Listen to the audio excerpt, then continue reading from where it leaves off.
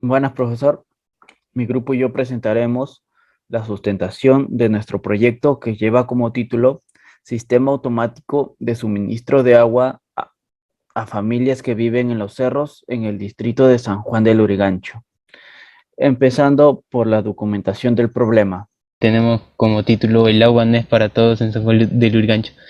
El anterior sábado 4 de diciembre se generó un aniego en San Juan del Lurigancho, que es el distrito más poblado y con altos indicadores de pobreza de ese distrito, donde se dio un informe que Sedapal iba a cortar el agua y iba a abrir iba a probar un nuevo sistema de alcantarillado. Esto se llevaría a cabo en un plazo de 7 días. Es por eso que las personas y las familias de San Juan del Lurigancho se verían afectados durante 7 días sin agua, y esto llevaría a que ellos esperen a los camiones cisternas para que puedan subir su agua a las zonas altas donde viven las personas con más pobreza. Como vemos en la siguiente imagen, señoras y niños llevando baldes y bidones con agua para poder suministrarse y dar uso diario en su vida. Problemáticas sin solución. La escasez del agua potable constituye uno de los principales desafíos del siglo XXI. Esto, sumado a la distribución desigual de ese recurso, preocupa a los gobiernos de todo el mundo. Según datos de las Naciones Unidas, 4.200 millones de personas no cuentan con servicio de saneamiento seguro. Más de 3.000 millones no gozan de agua potable y alrededor de 2.000 millones de personas se ven obligadas a utilizar fuentes de agua potable contaminadas. Este último reto está plasmado en el objetivo de los Objetivos del Desarrollo Sostenible de las Naciones Unidas. A continuación se presentará un video de lo hablado.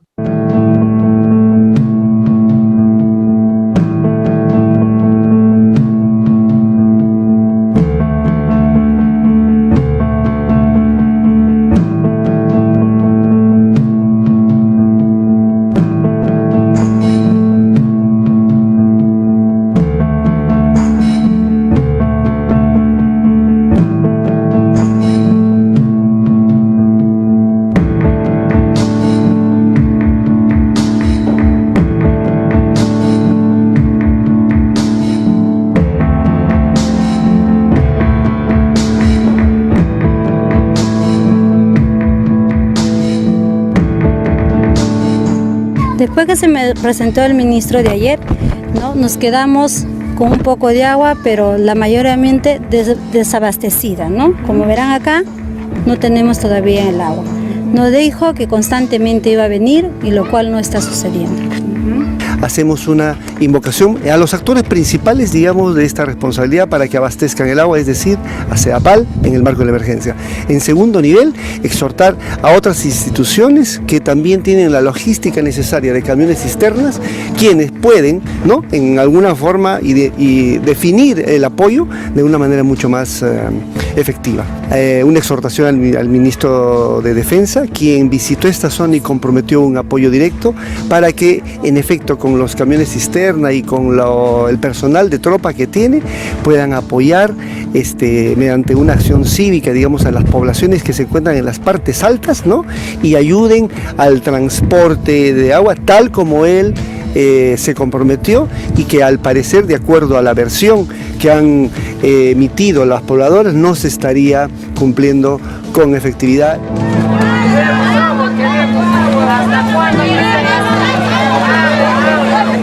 ¿Hasta cuándo vas a decir agua?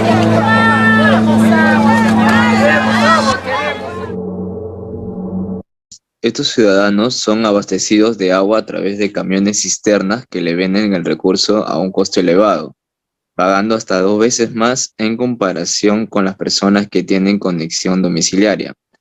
Las personas que no acceden al servicio domiciliario tienen que usar el agua de manera racional, es decir, limitado el aseo personal, el aseo de sus viviendas y prendas de vestir, así como su propio consumo. El día 13 de enero del 2019 se produjo un gran aniego, colapsando una de las tuberías matrices de aguas residuales. mientras se realizaban trabajos de reparación de estas tuberías matrices.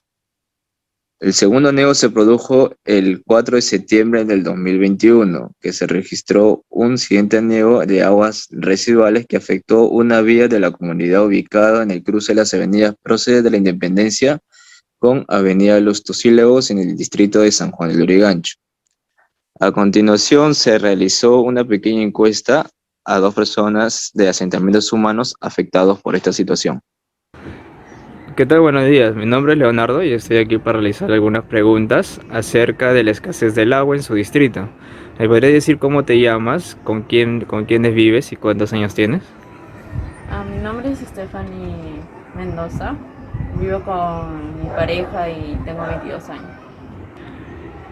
¿Qué es lo que usted opina acerca de esta situación? Que está mal porque, yo viviendo tan arriba tengo que bajar, cargar baldes de agua y para mí no es tan factible eso. Listo. Hace unos días hubo un problema, una de las tuberías matrices que nuevamente se volvió a romper. A raíz de eso, Sedapal mencionó de que abastecería al menos a la población afectada que viene a ser su distrito con cisternas. ¿Es cierto todo eso? Sí, vinieron cisternas, pero se quedaban haciendo cola abajo, tratando de juntar agua en sus baldes, en sus tachos, pero lo malo es que ellos cobraban.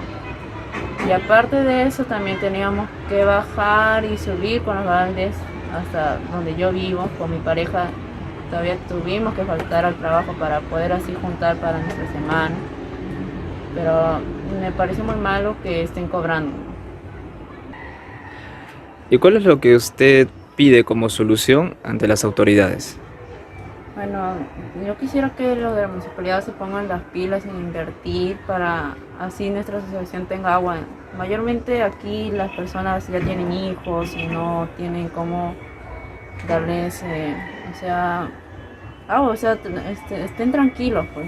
Y lo que yo quisiera es que la municipalidad venga a dar nuevos proyectos aquí y que vean la forma de que cada casa tenga agua.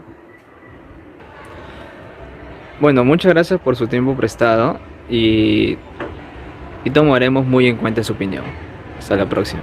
Gracias. ¿Qué tal? Buenos días, mi nombre es Leonardo y vengo a hacerte unas preguntas acerca de la escasez del agua que actualmente está viviendo San Juan de Lurigancho. ¿Me podría decir cuál es tu nombre, con quiénes vives y cuántos años tienes? Bueno, buenos días. Sí, me llamo Rina Maraza, tengo 29 años y vivo con mi familia. Ok, ¿y cómo te sientes tú acerca de la situación que actualmente estamos pasando? Bueno, lamentablemente las personas que vivimos en la parte alta, nosotros sufrimos, ¿no? No tenemos agua porque no llega, hasta cierto punto no nos llega el agua y padecemos bastante, tenemos que llenar nuestros tanques y peor que ahora hubo un alineamiento por parte de abajo y hemos padecido bastante, ¿no? Ok, hace poco acaba de sufrir un aniego nuevamente, una de las tuberías matrices, o sea, nuevamente se acaba de romper.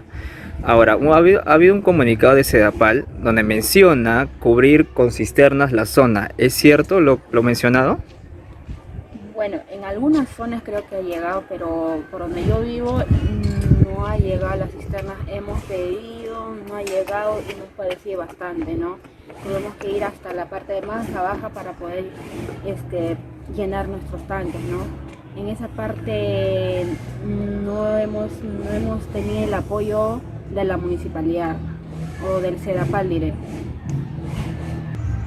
Listo. Ante todo esto, ¿cuál es la solución que tú darías?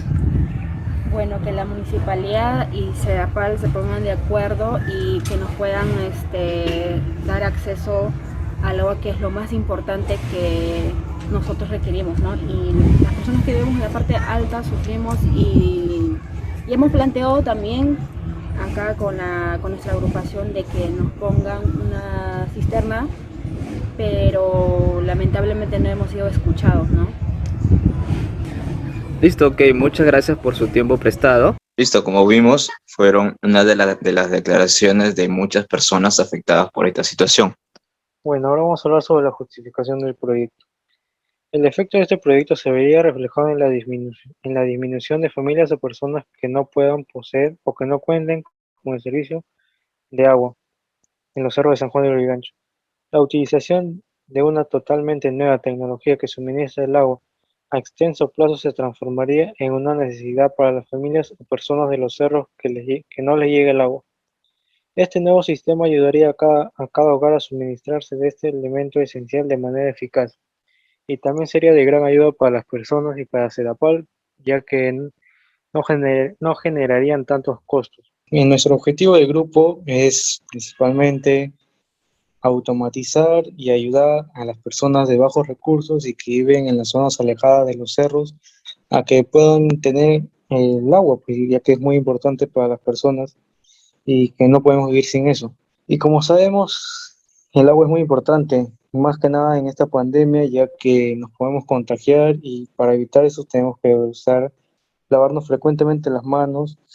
Y aparte de eso, las personas mayores que viven solas, alejadas de las demás personas, no pueden exponerse tanto, ya que son más vulnerables a que puedan contraer el virus y puedan fallecer. Objetivos específicos. Implementar un sistema de control empleado en boyas y un circuito eléctrico. Implementar el diseño mecánico y electrónico de un panel solar. Aplicaciones de tuberías y bombas y aplicación de sensores y actuadores. Bueno, ahora vamos a hablar sobre el PESTEL. Comenzamos con la variable social. Un aniego se reportó en la mañana del lunes 13 de septiembre en la zona 3 del asentamiento humano Huáscar, en el distrito de San Juan de Lurigancho, el mismo que se produce en medio de la restricción del servicio de agua dispuesta por Sedapal en todo el distrito hace años, pues como se sabe no es el primer aniego que se produce en el distrito. Este aniego duró más de una semana, perjudicando a las personas sin el servicio de agua. Esto, pese a que lo previsto era que este aniego se solucionara ya el domingo 12, pero Sedapal comunicó que todavía iban a necesitar unos días más para poder arreglar el tema. Ahora vamos a hablar sobre la variable económica. Debido a la pandemia y a la crisis política que se ha visto en estos últimos años, la economía peruana cayó un 11.12%, siendo este el mayor retroceso en los últimos 30 años. Esto ha llevado a que el Congreso aprobara decretos supremos y subsidios monetarios a fin de disminuir la pobreza en el Perú. Variable ecológica. La contaminación generada por los camiones cisternas se da por el uso de combustible, ya que ésta libera partículas tan pequeñas que ingresan al sistema respiratorio y en menor medida al torrente sanguíneo. Cabe resaltar que el año pasado los niveles de contaminación del aire se redujeron debido a las restricciones vehiculares y a los confinamientos que se dictaron para reducir la COVID-19 en diversas partes del país. La variable política. La incertidumbre política peruana en los últimos años ha sido un factor que repercute de manera negativa al Perú. La ausencia de gobernabilidad, las luchas entre los legislativos y ejecutivos no han hecho más que agravar la confianza que tenía el Estado ante los países extranjeros. Durante el gobierno, la mayoría que rechaza y ataca al nuevo gabinete de Castillo no han hecho más que poner en duda la posible alianza y por consiguiente una salida de la crisis que lleva el país. Y todo esto lo podemos ver en las marchas que están a favor de la vacancia de Pedro Castillo y también se ve reflejado en el aumento del dólar. Y ahora vamos a ver la variable tecnológica. Como sabemos, el Perú recién está iniciando su camino de automatización, pero nuestro país está muy lejos si lo comparamos con otros países de Sudamérica. Según la IFR, el Departamento de Estadísticas, el parque de robots en el año 2013 de América Central y el Sur era de 9.600 unidades. De estos, el Perú solo contaba con unos 20, que fueron instalados usando tecnología extranjera, ya que nuestro país no estaba preparado para proveer el personal técnico adecuado para las labores de implementación y mantenimiento. En estos últimos años, En estos últimos años se ha iniciado un real interés por automatizar el sector productivo en el Perú. Muchas empresas han comenzado a introducir la automatización y los robots industriales en sus procesos de producción. Por ejemplo, empresas de fabricación en el sector alimenticio, de estructuras metálicas como soldadura, de cemento, de la industria pesquera y, y en la manipulación y empaque de todos los rubros de producción. Debido a la globalización, las empresas peruanas han comprendido que compiten con otras de todo el mundo y que la única forma de hacerlo es automatizando, es decir, mejorando su productividad, calidad y confiabilidad. Empezando con el diagrama de flujo del funcionamiento del sistema, se tiene como inicio el nivel del agua a controlar. Como variable de entrada tenemos al flotador 1. Luego le sigue una condición de pregunta que dice, ¿se llenó el primer tanque? Si la respuesta es no, se prende la primera bomba. Y así se regresa nuevamente a la entrada del flotador 1, haciéndose la misma pregunta nuevamente. Si la respuesta es sí, se apaga el motor 1 y se prosigue con la siguiente entrada, que es el flotador 2, con una condición que dice, ¿se llenó el segundo tanque? Si la respuesta es no, entonces se procederá a encender la segunda bomba y regresando nuevamente a la variable de entrada flotador 2, haciéndose la misma pregunta otra vez. Si la respuesta es sí, entonces apaga la bomba 2 y regresa a la variable flotador 1, repitiendo el proceso nuevamente. A continuación se realizó un diagrama pictórico que sirve como guía para mostrar los aspectos más relevantes de un circuito eléctrico. A continuación se le colocó un motor al que llamaremos motor A, que realiza el llenado del primer tanque, que esto de acá servirá como medio de reserva en caso Sedapal se quede sin agua. Ya, adicional se le colocó un motor B ya para ayudar el llenado del segundo tanque, en ese caso sería el tanque B. Ya, todo esto está suministrado por un panel solar para reducir futuros gastos económicos. Ahora explicaré el circuito eléctrico empleado y asimismo mencionaré los elementos utilizados en este circuito. Tenemos dos interruptores automáticos, un disyuntor, dos contactores, dos relés térmicos, dos selectores, dos pulsadores normalmente abiertos y normalmente cerrados, 6 pilotos, dos flotadores y dos motores monofásicos. Como se puede visualizar, el interruptor automático principal está en la línea 1 y en neutro. Es quien alimentará el circuito completo. Para el activado de los motores tienen un circuito de control que de igual manera será accionado con otro interruptor automático. Este se podrá visualizar con un piloto de color amarillo. El primer circuito de control tenemos dos modos de trabajo, que son el automático y el manual. El automático será conectado a un flotador en su terminal normalmente cerrado y este se abrirá cuando el tanque esté totalmente lleno de agua. Mientras que este flotador no se abra, el motor 1, que es la bomba 1, seguirá impulsando el agua, por tanto, llenando el tanque. Este proceso del llenado o el funcionamiento de la bomba será representado por el piloto 2, que viene a ser el piloto verde. Cada vez que la bomba se active, el piloto también lo hará. En el segundo modo, tenemos el modo manual, en la cual contamos con un pulsador normalmente cerrado y un pulsador normalmente abierto, siendo el stop y el start respectivamente. Una vez que se presiona el botón start, se energizará la bobina del contactor y así seteándolo, y no permitiendo que el contactor se abra nuevamente hasta que se presione el botón stop. Asimismo, se tiene el segundo circuito de control, pero este tiene una diferencia en el modo automático, ya que una de las condiciones para que el contactor se sete es que en el primer tanque esté totalmente lleno.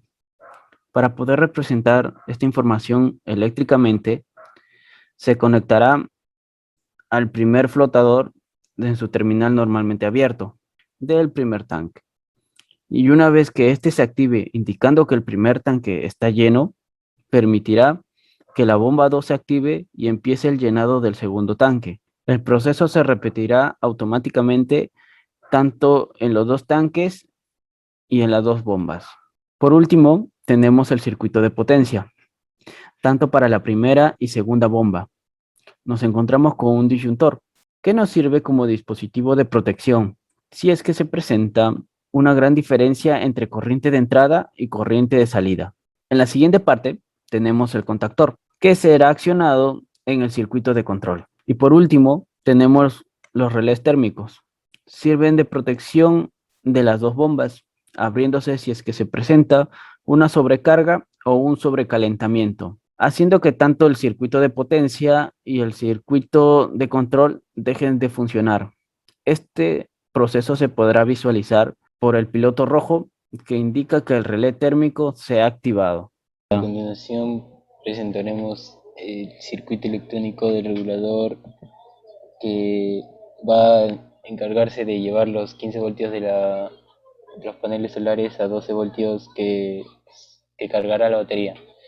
Los componentes de este circuito son dos diodos, dos capacitores, un regulador LM317, un transistor BC547, 4 resistencias, la primera resistencia de 100 ohmios, la segunda de 220 ohmios, la tercera de 1.1K de ohmios y la cuarta también de 1.1K de ohmios, y un voltímetro para asegurarnos la salida.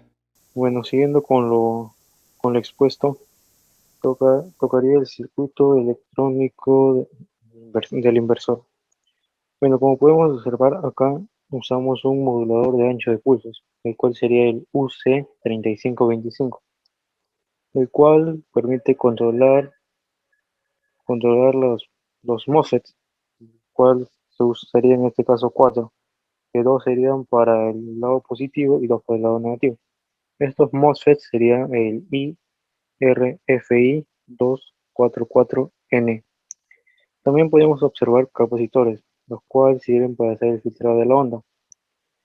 Y después en la salida, que son 12 voltios AC, estos pasan por el transformador, que los transforma, como dice, como su nombre lo dice, a 220 voltios AC, los cuales estos van al tablero, directo al tablero. También podemos observar las resistencias, en las cuales se encargan de proteger el modulador de anchos de pulsos. A continuación veremos la placa impresa del regulador. Bueno, como vemos a la izquierda son las líneas que se verán bajo la placa del regulador. A la derecha vemos la placa impresa 3D del regulador y las medidas de esta placa son de 48 milímetros y 28 milímetros. Bueno, ahora veremos la placa impresa del inversor. En el lado izquierdo podemos observar las pistas de esta placa y en el lado derecho podemos observar el modelado 3D de la placa. Esta placa, sus medidas son de ancho, son 43 milímetros y de largo, son 70 milímetros. El circuito electrónico mencionado con anterioridad se colocaría en este tablero eléctrico, que tiene 300 milímetros de ancho y de alto, y asimismo una profundidad de 210 milímetros, que son las dimensiones perfectas para este circuito eléctrico. Como se puede visualizar, en la parte de la tapa nos encontramos con dos agujeros. Dos de los agujeros que se encuentran en la parte izquierda son para los selectores. Dos de diámetro 21 milímetros son para los pulsadores normalmente abierto y normalmente cerrado.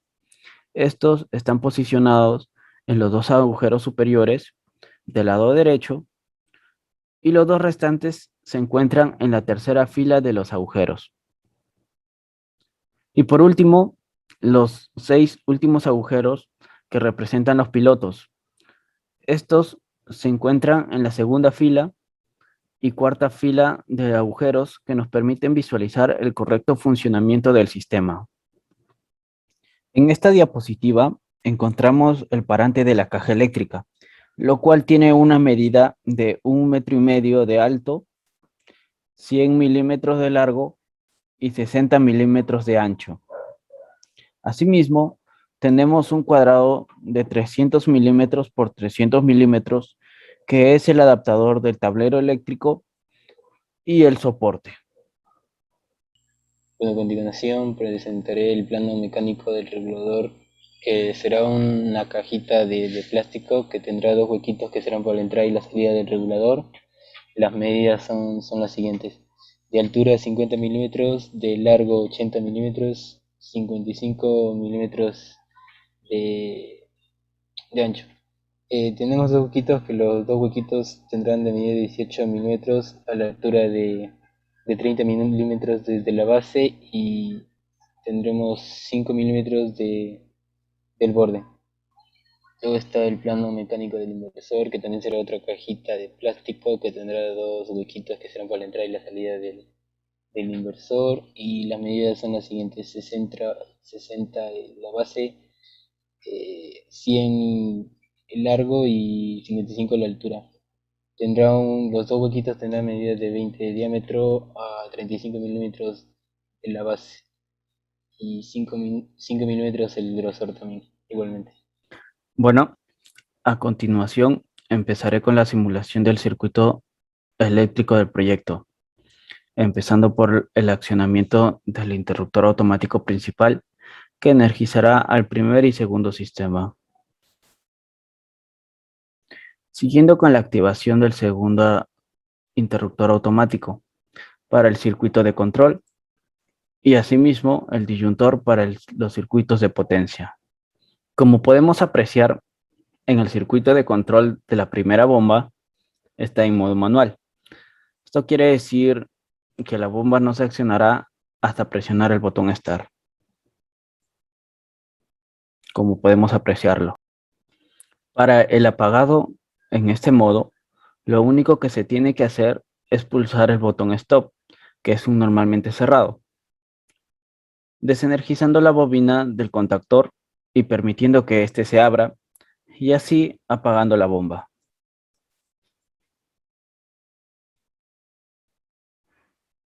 De igual manera pasa en el segundo circuito de control en la segunda bomba. Como podemos apreciar, igual en la segunda bomba pasa. Y de igual manera se apaga con el botón Stop.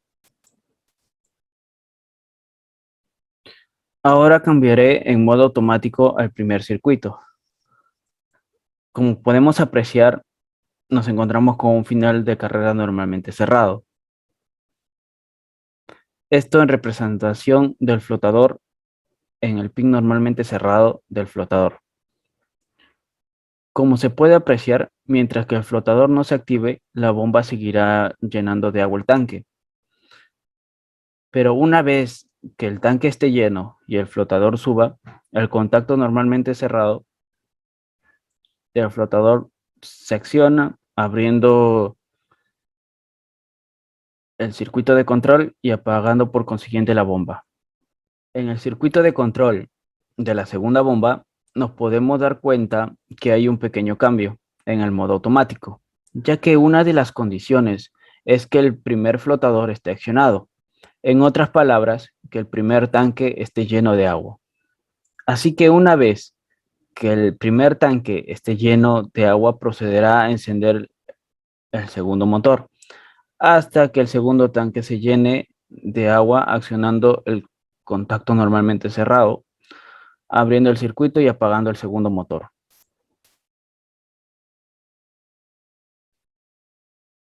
Aquí está llenando de agua todavía, y una vez que llene, el contacto normalmente cerrado se abre, haciendo que el motor se apague. Para verlo completamente, desaccionaré esto y esto.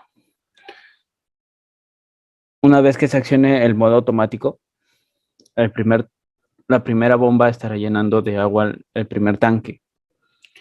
Una vez que este esté completamente lleno, se activará el contacto normalmente cerrado del primer flotador, haciendo que la primera bomba se se apague y accionando la segunda bomba, que esta bomba nos permitiría llevar del primer tanque al segundo tanque.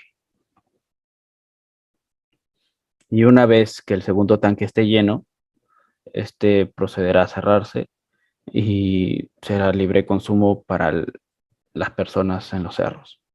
Como podemos darnos cuenta, tenemos tres pilotos. El piloto amarillo nos representa el funcionamiento del circuito de control de la primera y segunda bomba. El piloto verde nos representa el funcionamiento del contactor que accionará la bomba, por ende el funcionamiento de esta misma, tanto en la primera y segunda bomba. El piloto rojo nos representa el relé térmico conectado a cada una de las bombas. Este se accionará cuando se presente una sobrecarga o un sobrecalentamiento, cerrando el contacto normalmente abierto para que se encienda el piloto rojo y abriendo el contacto normalmente cerrado, que bloqueará el funcionamiento del circuito de control tanto en la primera y segunda bomba, como podemos apreciarlo ahora.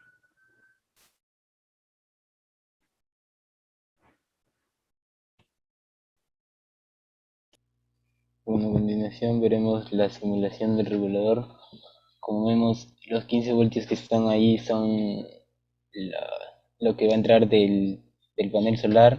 Tenemos el diodo que se encarga de polarizar la corriente que llega del panel solar, que va así conectado hacia el regulador, que se encarga de regular un poco la corriente, que va conectado al transistor, que este se encarga de saber si llega a los 12 voltios o no.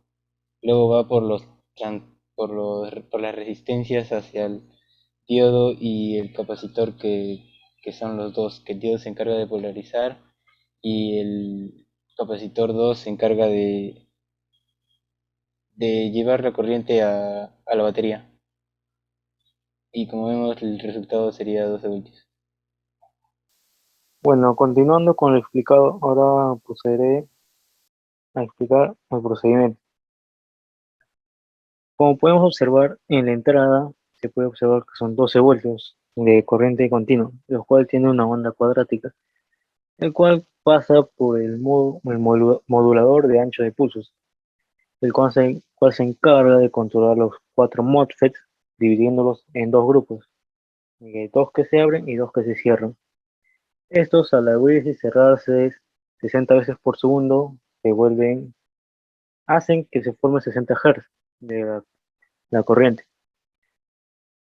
Y esto se transforma en una onda sinusoidal. Como vimos en los anteriores puntos, hemos llegado a estas conclusiones. Se empleó un sistema automático que se encargará de suministrar agua a las familias que viven en los cerros de San Juan del Lurigancho.